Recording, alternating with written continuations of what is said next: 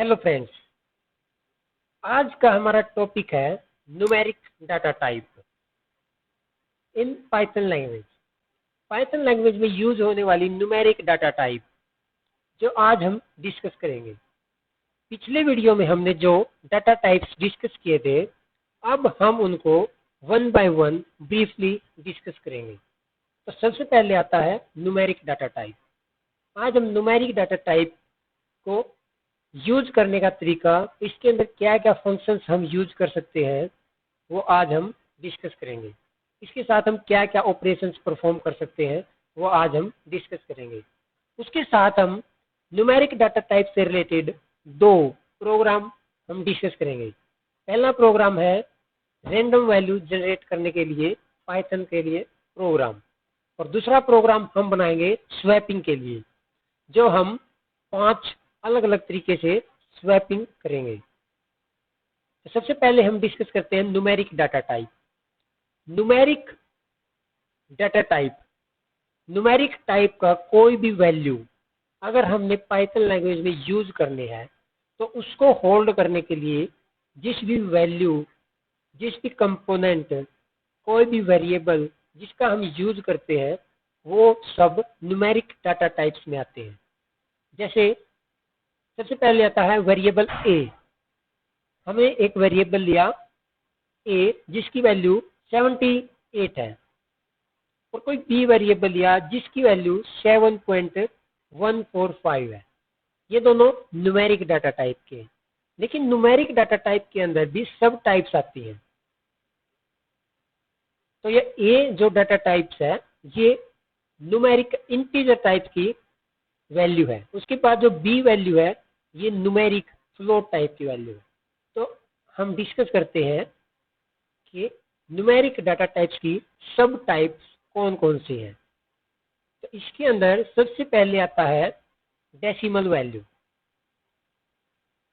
Decimal value, इसको हम बोल सकते हैं इंटीजर वैल्यू।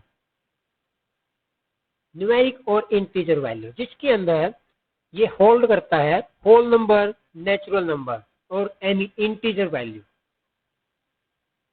उसके बाद सब टाइप आती है फ्लोट, जिसके अंदर रियल वैल्यू होल्ड करने की कैपेबिलिटी होती है। उसके बाद आता है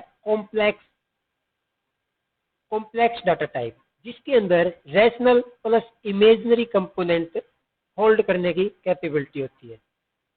कॉम्प्लेक्स वैल्यू के अंदर हम होल्ड करा सकते हैं कोई भी इमेजिनरी वैल्यू, जैसे 3 + 5i, this is a complex value.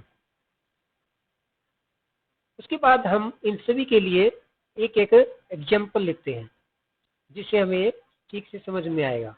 सबसे पहले इंटीजर वैल्यू के लिए हम एक डाटा टाइप लेते हैं ए, जिसके अंदर वैल्यू देते हैं हम 98 है, कि ए 98 वैल्यू को होल्ड किए हुए है।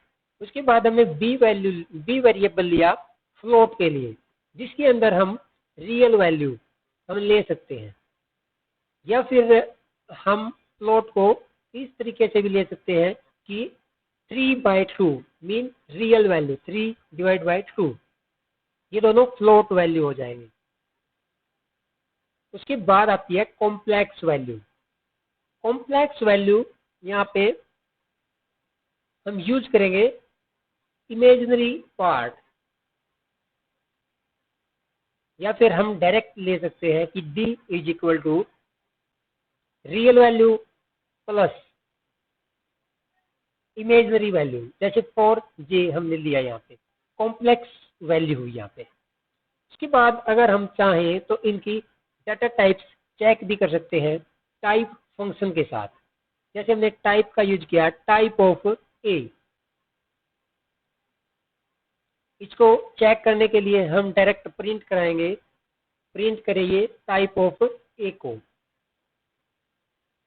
उसके बाद आता है टाइप ऑफ बी। हम इसको कॉपी कर लेते हैं यहाँ से, Ctrl+V। हमने 4 वेरिएबल्स लिए हैं, चारों के लिए अलग अलग प्रिंट कमांड दी है। सबसे पहले ए के लिए, उसके बाद बी के लिए, उसके बाद सी के लिए, और उसके बाद बी के लिए हम प्रिंट कराएंगे। अगर हम अब इस प्रोग्राम को रन करते हैं तो हमारे पास रिजल्ट आता है कुछ इस तरीके से कि जो ए वैल्यू है वो इंटीजर टाइप की है, बी वैल्यू है वो फ्लोट टाइप की है, और सी वैल्यू है वो फ्लोट टाइप की है, एंड डी वैल्यू है जो वो कॉम्प्लेक्स टाइप की वैल्यू है। हम चाहे तो साथ में इनकी वैल्यू भी चेक करा सकते हैं। जैसे हमने यहाँ पे लिया ए के लिए, हमने यहाँ पे लिया बी के लिए, हमने यहाँ पे लिया सी के लिए, और यहाँ पे हमने डी को प्रिंट कराया। उसके बाद अगर हम प्रोग्राम को रन करते हैं तो ये वैल्यू दिखाता है कि ए वैल्यू इंटीजर टाइप की है जो 98 होल्ड की है।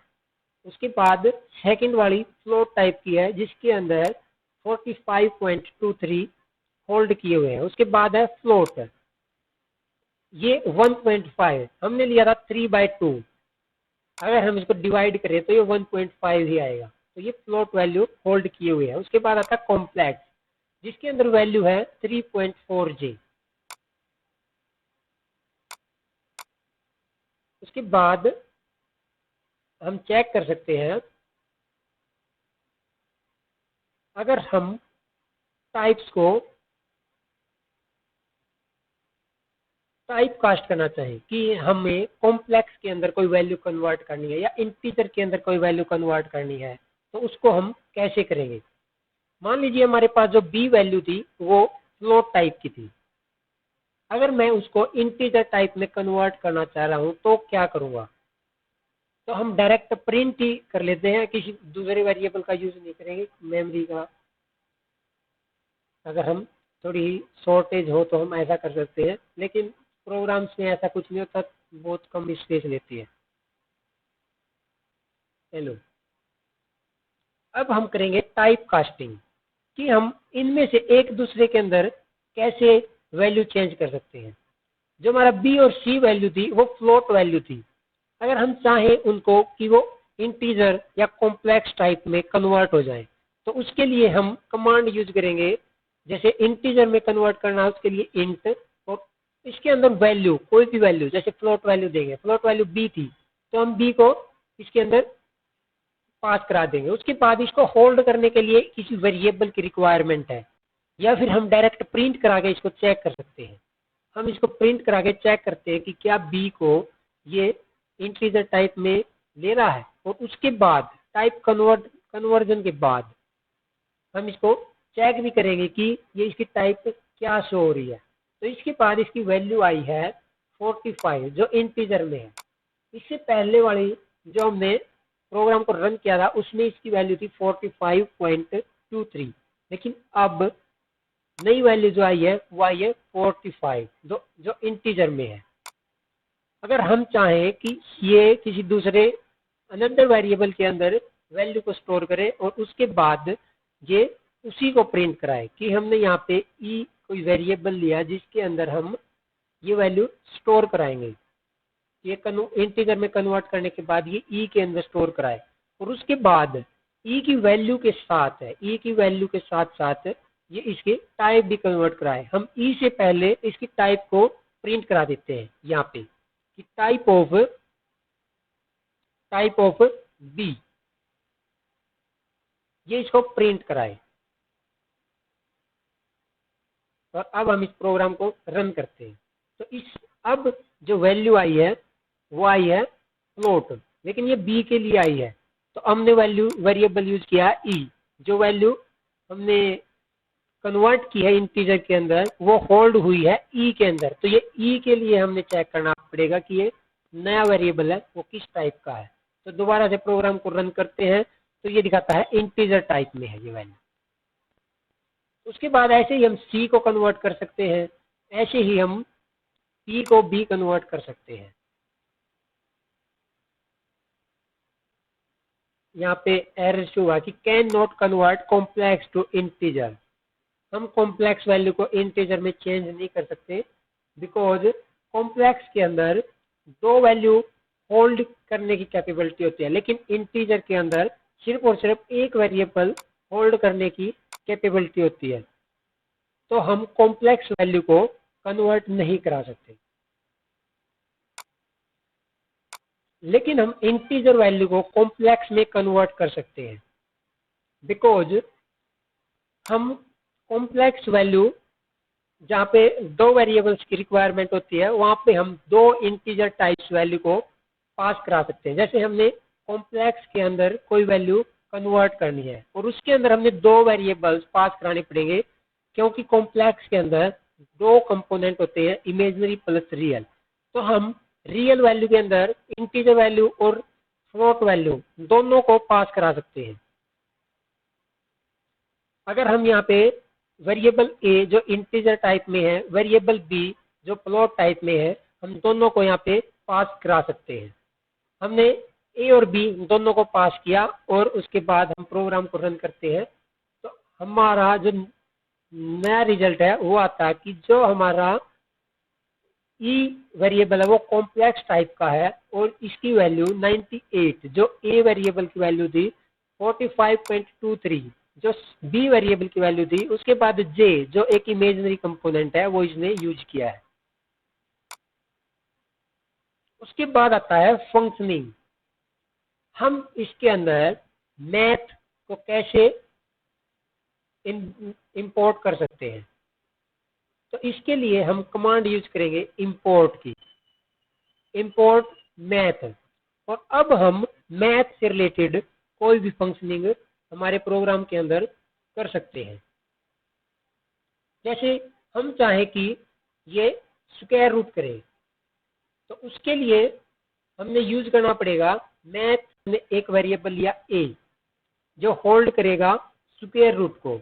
तो यहाँ पे हमें कमांड यूज स्क्वायर रूट का यूज करने के लिए मैथ जो एक मॉड्यूल है उसको हमने यहाँ पे यूज करना पड़ेगा। मैथ के अंदर से एक फंक्शन है स्क्वायर रूट जिसके SQRT के साथ हम यूज करते हैं। उसके बाद हम देख सकते हैं नीचे ये फंक्शन एज इट इज आ भी चुका है, हम इसके ऊपर डायरेक्ट क्लिक भी कर सकते हैं। उसके बाद इसके अंदर हमने एक वेरिएबल पास कराना पड़ेगा जिसका हमें स्क्वायर रूट करना है।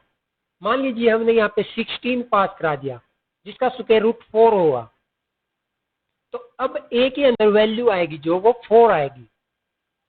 अगर हम चाहें तो उसको चेक भी कर सकते हैं, प्रिंट ए। अब प्रोग्राम को रन करेंगे तो यहाँ पे जो वैल्यू आई है 4.0। उसके बाद हम डायरेक्ट साइन पाई की वैल्यू हम यहाँ से निकाल सकते हैं। जैसे मैथ डॉट, यहाँ पे हमने पाई की वैल्यू चेक करनी है तो मैथ डॉट पाई PI का हम यूज करेंगे। उसके बाद अगर हम प्रोग्राम को रन करें तो हमारा रिजल्ट आता है पाई की वैल्यू 3.14। उसके बाद अगर हम चाहें तो साइन कोस जो ट्रिग्नोमेट्री है हम उनकी वैल्यू भी यहाँ से चेक कर सकते हैं।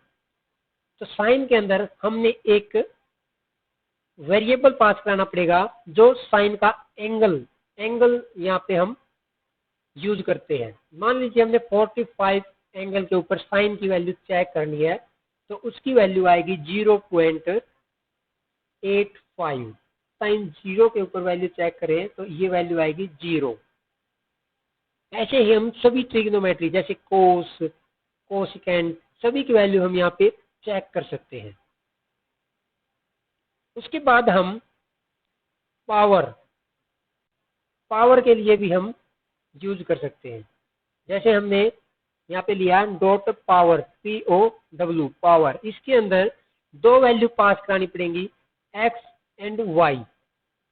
मान लीजिए हमने 2 की पावर 3 करनी है, दिस इज वैल्यू 8, तो हम अब वैल्यू चेक करेंगे तो 8 आएगी कि 2 जो बेस वैल्यू है जिसका हमने पावर करनी है। ये पावर कितनी पावर करनी है, मान लीजिए हमने 2 की पावर 4 करनी है तो अब ये 2 बेस लेगा और 4 इसके पावर है, 2 की पावर 4 है। अब यहाँ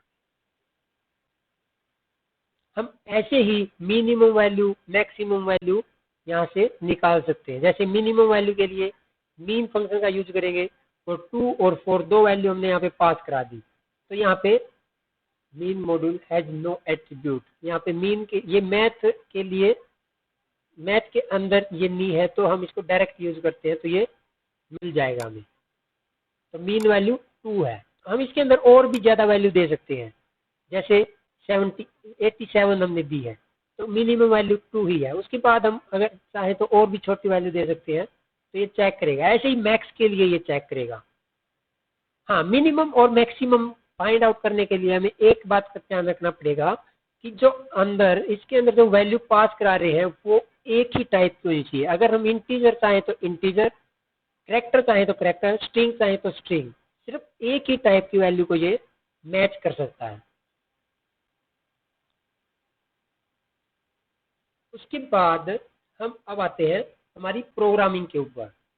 हमने वीडियो के स्टार्टिंग में बताया था कि हम 2 प्रोग्राम पाइथन के अंदर बना के दिखाएंगे, हम न्यूमेरिक वैल्यू को सही से समझने के लिए।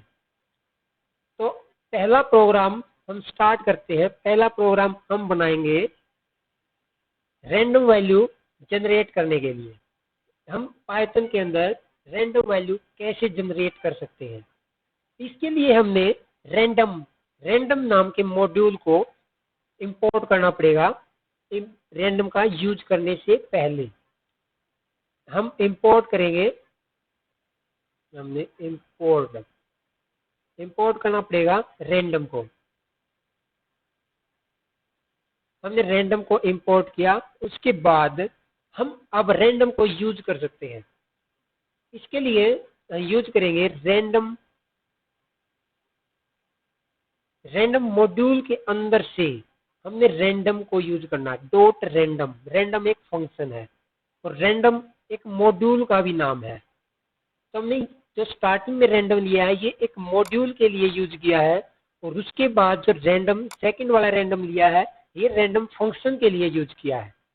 तो अब रैंडम फंक्शन के अंदर हमने वैल्यू पास कराने की रिक्वायरमेंट होती है, लेकिन जो रैंडम फंक्शन है वो किसी वैल्यू को पास कराने की परमिशन नहीं देता। वो ऑटोमेटिक 0 to 1 के बीच में रैंडम वैल्यू जनरेट करेगा। उसको हम मल्टीप्लाई करके उसको आगे चेंज कर सकते हैं। जैसे मान लीजिए हमने 10 की रेंज तक की रैंडम वैल्यू चाहिए तो उसको 10 से मल्टीप्लाई कर देंगे। 100 तक की चाहिए तो हम 100 से मल्टीप्लाई कर देंगे। 1000 तक की चाहिए तो 1000 से कर देंगे। ऐसे ही जिसके लिए भी वैल्यू चाहिए उससे एक ज़्यादा वैल्यू हम उसको मल्टीप्लाई करेंगे। जैसे अगर हम 10 के साथ इसको मल्टीप्लाई करेंगे तो ये 0 to 9 तक की वैल्यू शो कराएगा। जैसे हम स्टार्टिंग में तो ऐसे ही एक बार इसको चेक कर लेते हैं कि ये काम कर भी रहा है या नहीं। हम प्रिंट कराएंगे ए को और वैल्यू चेक करेंगे 0.0074। अगर हम इस प्रोग्राम को दोबारा रन करें तो ये 0.07। अगर एक बार और रन करें तो 0.46। वो हम बोल रहा था अगर ये 0 से 10 तक की रेंज तक की वैल्यू फाइंड आउट करें तो हम इसको मल्टीप्लाई कर देंगे 10 से। तो ये 0 से 9 के बीच की सारी वैल्यू ये हमें शो कराएगा। यहाँ पे ये देखिए फ्लोट टाइप की वैल्यू हमें शो करा रहा है। हम इसको कन्वर्ट कर सकते हैं इंटीजर टाइप में। हम इंटीजर टाइप कन्वर्जन का यूज करके हमने इंटीजर टाइप में कन्वर्ट करने के लिए जो फंक्शन बताया था उसी का हम यूज करेंगे। यहाँ पे सिंपल इंटीजर, उसके अंदर वैल्यू जो हमने यूज करनी है। ओके, अब हम इसको रन करते हैं तो 9 3 7 3 ये रैंडमली कोई भी वैल्यू उठा के दे रहा हमें। उसके बाद रैंडम वैल्यू आती है हमारी चॉइस के अंदर से कि हमने कुछ वैल्यू को चूज किया है, उनमें से कोई रैंडमली चूज करें। जैसे मान लीजिए हमें क्लास में से किसी एक स्टूडेंट के लिए हमने प्रेजेंटेशन के लिए टॉपिक देना है और वो रैंडमली देना है, तो हम इसके अंदर पास करा सकते हैं। हम यहाँ पे सबसे पहले फंक्शन को यूज करेंगे चॉइस नाम के फंक्शन को हम यहाँ पे यूज करेंगे। तो चॉइस के अंदर हम जो भी वैल्यू देंगे, मान लीजिए हमने इवन नंबर से रोल नंबर उठाना है और उनमें से भी रैंडम वैल्यू उठानी है। मान लीजिए हमारी क्लास में 20 स्टूडेंट है तो हम यहाँ पे सभी इवन वैल्यूज यहाँ पे पास करा देंगे और 20। तो इस लिस्ट के अंदर से चूज करेगा एक वैल्यू। तो अब ये प्रिंट कर रहा है 20 कि 20 वैल्यू रैंडमली इसने कुछ भी उठा ली। उसके बाद अगर मैं इस प्रोग्राम को रन करता हूँ तो ये वैल्यू आती है 12, उसके बाद 18 दोबारा से 12, 8, 14, रैंडमली कोई भी वैल्यू अपने आप से चूज कर रहा है। ओके, उसके बाद हमारा सेकंड प्रोग्राम पे हम आते हैं। तो वो प्रोग्राम था हमारा स्वैपिंग के लिए। स्वैपिंग के लिए हमें प्रोग्राम था, हम यहाँ पे 5 रूल्स बताएंगे स्वैपिंग के। स्वैपिंग के हम आज 5 रूल्स बताएंगे। हम इंटीजर वैल्यू को 5 तरीके से, कौन कौन से तरीके से हम स्वैप कर सकते हैं। तो सबसे पहला तरीका हमारे पास आता है कि हम टेम्परेरी वेरिएबल का यूज करें। टेम्परेरी वेरिएबल का यूज करके हम स्वैपिंग कर सकते हैं। कैसे कर सकते हैं वो हम देखेंगे। सबसे पहले देखते हैं कि स्वैपिंग का मीनिंग क्या होता है। स्वैपिंग का मतलब होता है हमारे पास कोई भी 2 वेरिएबल्स हैं जिसके अंदर कोई भी वैल्यू है। इंटीजर टाइप के वेरिएबल है, मान लीजिए हमारे पास 2, उसके अंदर कोई भी 2 वैल्यू है, वो आपस में वैल्यू को इंटरचेंज कर लेते हैं, उसको बोलते हैं स्वैपिंग। मान लीजिए एक्स एंड वाई, हमारे पास 2 वेरिएबल है। एक्स के पास वैल्यू है 56 और वाई के पास वैल्यू है 85। स्वैपिंग, अगर हम इसकी स्वैपिंग करते हैं तो आफ्टर स्वैपिंग तो इसकी वैल्यू, एक्स के लिए वैल्यू आ जाएगी 85 एंड वाई के लिए वैल्यू आ जाएगी 56। ये हमने ओनली प्रिंट नहीं कराना, हमने इसकी प्रोग्रामिंग करनी है कि ये ऑटोमेटिक एक्स की वैल्यू और वाई की वैल्यू आपस में इंटरचेंज कर दे। तो हम आज इसके लिए 5 तरीके से, अलग अलग तरीके से प्रोग्रामिंग करेंगे। हम देखेंगे कि हम कैसे पाइथन के अंदर स्वैपिंग कर सकते हैं। तो सबसे पहला तरीका है टेम्परेरी वेरिएबल। इसके लिए हम 2 वेरिएबल्स ले लेते हैं, ए एंड बी। ए के लिए वैल्यू देते हैं 54 एंड बी के लिए वैल्यू देते हैं 67। अब हमने ये इंटरचेंज करना है। तो सबसे पहले हमें यूज करना है टेम्परेरी वेरिएबल।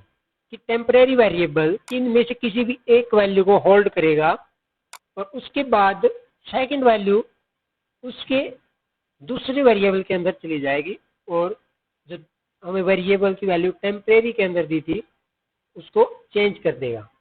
जैसे हम देखें कि हमने एक टेम्परेरी वेरिएबल लिया टेम्प नाम से, जो ए की वैल्यू को होल्ड करेगा। अब हम अगर ए की वैल्यू को चेंज कर दें तो ए की जो हमारी ओल्ड वैल्यू थी, मीन 54 जो हमने स्टार्टिंग में दी थी, ये टेम्परेरी वेरिएबल के अंदर जा चुकी है। हम इसको एक्सेस कर सकते हैं by the use of temporary variable. तो उसके बाद हम ए की वैल्यू को बी के साथ इंटरचेंज कर देते हैं। अब अगर देखा जाए जो हमारा ए वेरिएबल है, वो बी के साथ इंटरचेंज हो चुका है। अब जो बी की जो वैल्यू है 67 वो ए के लिए अलॉट हो चुकी है, लेकिन बी की वैल्यू सेम है जो पहले थी। अगर इस स्टेटमेंट के बाद हम ए और बी की वैल्यू चेक करें तो दोनों वैल्यू सेम आएंगी, जो बी के इक्वल आएंगी। लेकिन हमने वैल्यू को आपस में इंटरचेंज करना था। तो अब बी को हम ए की वैल्यू, डायरेक्ट ए की वैल्यू नहीं दे सकते, बिकॉज ए के अंदर इस टाइम पे 67 जो वैल्यू है वो आ चुकी है। लेकिन टेम्परेरी वेरिएबल ए की वैल्यू को होल्ड किए हुए है, तो हम बी को टेम्परेरी के इक्वल हम दे सकते हैं, जो ए की ओल्ड वैल्यू को होल्ड किए हुए है टेम्प वेरिएबल। अब अगर देखा जाए तो ए के अंदर बी की वैल्यू और बी के अंदर जो ए था उसकी वैल्यू आ चुकी है। तो अगर हम चेक करें अब कि हमारी जो वैल्यूज है वो क्या क्या है, ए इज इक्वल टू, यहाँ पे आएगी ए की value and B is equal to, यहाँ पे आएगी बी की वैल्यू। हम इससे पहले यहाँ पे लिख लेते हैं कि ये आफ्टर स्वैपिंग है, आफ्टर स्वैपिंग। और इसके अंदर न्यू लाइन के लिए ऑपरेटर लगा देते हैं। इससे पहले हम बिफोर स्वैपिंग के लिए भी हम चेक करेंगे क्या हमारी वैल्यूज है वो इंटरचेंज हुई आपस में।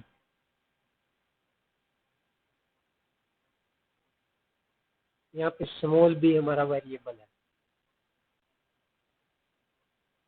ओके, अब हम प्रोग्राम को रन करेंगे और चेक करेंगे क्या ये वैल्यू स्वैप हुई। हम रिजल्ट में देख सकते हैं कि हमारी जो वैल्यूज है वो स्वैप हो चुकी है। आफ्टर स्वैपिंग दोनों के अंदर सेम स्ट्रिंग ले ली हमने गलती से, ये हमने चेंज नहीं की, तो हम यहाँ पे लिख देते हैं बिफोर स्वैपिंग और प्रोग्राम को दोबारा से रन करते हैं। बिफोर स्वैपिंग ए की वैल्यू 54, बी की वैल्यू 67 एंड आफ्टर स्वैपिंग ए और बी की वैल्यू आपस में इंटरचेंज हो गई है। तो हमारा स्वैपिंग का प्रोग्राम सही से काम कर रहा है। ये हो गया हमारा टेम्परेरी वेरिएबल का यूज करके। उसके बाद आता है पाइथन का इनबिल्ट फंक्शन। तो हम यहाँ पे पाइथन का इनबिल्ट फंक्शन हम यहाँ पे यूज करेंगे। तो उसके लिए हमें सिर्फ और सिर्फ एक ही स्टेटमेंट के साथ हम स्वैपिंग कर सकते हैं। जैसे a कोमा बी इक्वल हो जाएगा b कोमा a के। और अब हम प्रोग्राम को रन करेंगे तो ये स्वैप कर रहा है। इस स्टेटमेंट के साथ हम दो से ज्यादा वेरिएबल्स को भी स्वैप कर सकते हैं। ओके, उसके बाद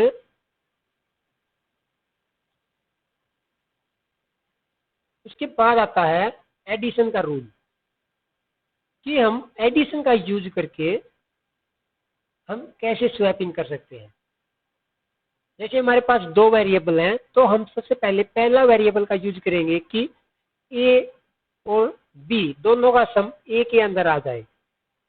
उसके बाद हम b वेरिएबल के अंदर हम वैल्यू को देंगे कि a मीन टोटल, दोनों का टोटल माइनस b। अगर हम टोटल में से b को माइनस कर दे तो a की वैल्यू आ जाएगी। अगर ये पहली स्टेटमेंट में यहाँ पे ये दोनों का टोटल कर रहा है, टोटल करके और a के अंदर इसको स्टोर करा रहा है, मीन a अब होल्ड किए हुए है दोनों का एडिशन।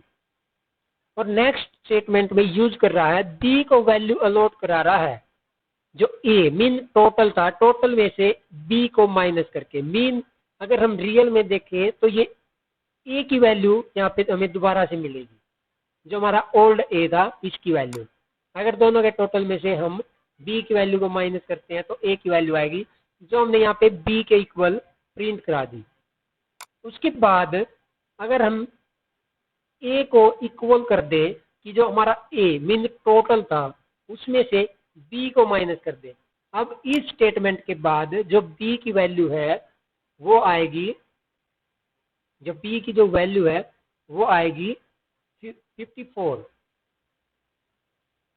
और अगर हम टोटल में से b को माइनस कर दें तो ये वैल्यू देगा 67 जो हमने a के इक्वल अलॉट करा दी, जो पहले b के इक्वल थी अब a के इक्वल करा दी। तो इसके साथ भी हम स्वैप कर सकते हैं। अगर हम प्रोग्राम को अब रन करें तो ये वैल्यू स्वैप करके हमें दे रहा है। उसके बाद हम नेक्स्ट फॉर्मूले पे आते हैं, मल्टीप्लीकेशन, मल्टीप्लाई। तो मल्टीप्लाई का भी हम ऐसे ही यूज कर सकते हैं जैसे हमने प्लस का किया कि हम दोनों की मल्टीप्लीकेशन a के अंदर स्टोर कराएंगे। उसके बाद a को डिवाइड करेंगे b के साथ और b दोबारा से a को डिवाइड करेंगे b के साथ। ध्यान रहे जो यहाँ पे b की वैल्यू है, सेकंड स्टेटमेंट में b की वैल्यू है वो रियल b की वैल्यू है जो हमने स्टार्टिंग में लिया था, लेकिन यहाँ पे अपडेटेड b की वैल्यू है जो रियल में a की वैल्यू है। तो हम इस प्रोग्राम को रन करेंगे तो ये वैल्यू हमें स्वैप करके दे रहा है जो फ्लोट टाइप में हमें मिली है। उसके बाद नेक्स्ट फॉर्मूला आता है एक्स और लॉजिक गेट का यूज करके, कि हम ए का लॉजिक गेट बी के साथ करेंगे, उसके बाद बी का logic gate logic gate B के साथ करेंगे और दोबारा से A is equal to A का logic XOR gate B के साथ करेंगे और प्रोग्राम को कर देंगे रन। तो ये आता है एक्स और गेट के साथ, एक्स और लॉजिक गेट का यहाँ पे ये यूज कर रहा है। Okay, thank you.